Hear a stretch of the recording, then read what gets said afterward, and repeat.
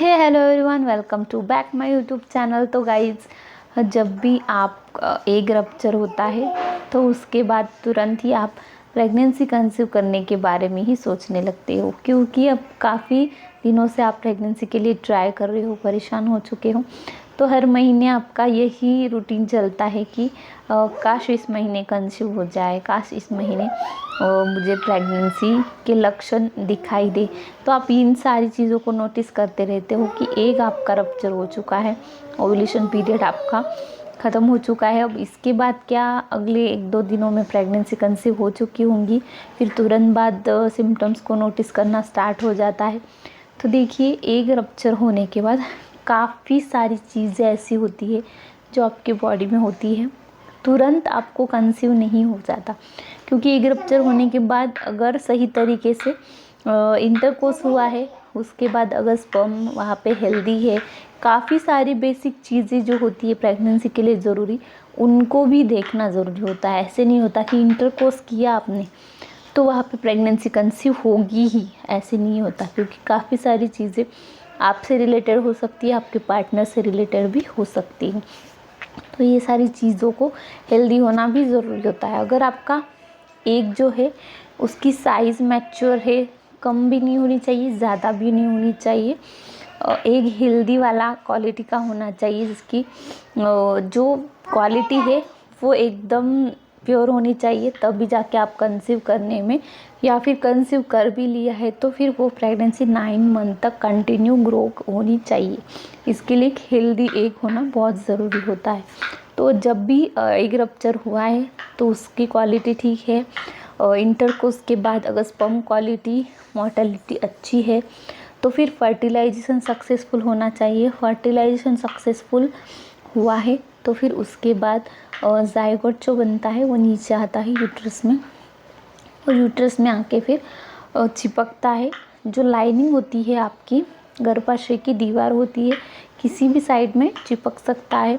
तो वो लाइनिंग होती है, उसकी भी साइज़ सही होना ज़रूरी होता है। ज़्यादा भी किसी किसी केस में ज़्यादा थिकनेस हो जाता है, ये लाइन ऐसे भी नहीं चलता है। और काफ़ी कम साइज़ होती है तो ऐसे भी नहीं चलता है, क्योंकि उसमें फिर एम्ब्रियो नहीं चिपक पाता है। उसका एक प्रॉपर सारी चीज़ों की साइज़ होती है एक, उसी तरीके से फिर वो कंसीव हो पाता है। तो अगर ये चीज़ें सही होंगी तो ही आपका इम्प्लांटेशन जो है वो सक्सेसफुल होगा। तो इन सारी चीज़ों को अब मैं कहने में स्टेप बाय स्टेप आसानी से आपको बता रही हूँ, लेकिन ये सारी चीज़ें 1 या 2 दिन में नहीं होती। इसके लिए एक टाइमिंग होता है, जो कि एग रप्चर होने के बाद आपको 14 दिनों का टाइमिंग दिया जाता है। तो इसके लिए 14 दिन वेट करना ज़रूरी होता है, और 14 दिनों के बाद तुरंत ही आपको प्रेगनेंसी टेस्ट नहीं करना है, क्योंकि 14 दिन इन सारी चीज़ों में लगते हैं। उसके बाद अगर ये सारी चीज़ें सही तरीके से हो रही है अपने आप स्टेप बाय स्टेप, क्योंकि अंदर इन सारी चीज़ों को सफ़र करना होता है, अपना हर एक स्टेप कंप्लीट करना होता है। अगर इसमें आपका भी जो डेली रूटीन है, आप जो करते हो प्रेगनेंसी के लिए, वो सारी चीज़ें भी सही है, सपोर्ट मिल रहा है कहीं ना कहीं, तो फिर 14 दिन बाद ही आपको कंसीव होने के सिम्टम्स आने लगते हैं, पॉजिटिव सिम्टम्स। और फिर उसके बाद ही आप इस बात पे पहुंच सकते हैं कि आपने कंसीव किया है या नहीं। 14 दिन पहले आप किसी भी चीज़ में अंदाज़ा नहीं लगा सकते कि आपने कंसीव किया है।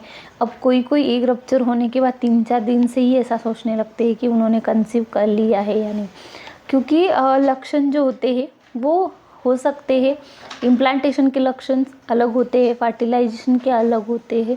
तो ये सारी चीज़ें होती है, तो इनको आपको प्रेगनेंसी सिम्टम्स में बिल्कुल भी कंसिडर नहीं करना है। तो आई होप कि आपको समझ आ गया कि एग रप्चर होने के बाद कम से कम आपको 14 दिन वेट करना है। उसके बाद पॉजिटिव साइन अगर नज़र आ रहे हैं तो 7 डेज और वेट करके फिर प्रेगनेंसी टेस्ट आपको कर लेना चाहिए। तो प्रेगनेंसी टेस्ट को लेकर जल्दबाजी नहीं करना है, क्योंकि एग रप्चर होने के बाद तुरंत कंसीव नहीं हो जाता। तो आई होप कि आपको वीडियो इन्फॉर्मेटिव लगी, पसंद आई तो लाइक शेयर सब्सक्राइब करना नहीं भूलना है।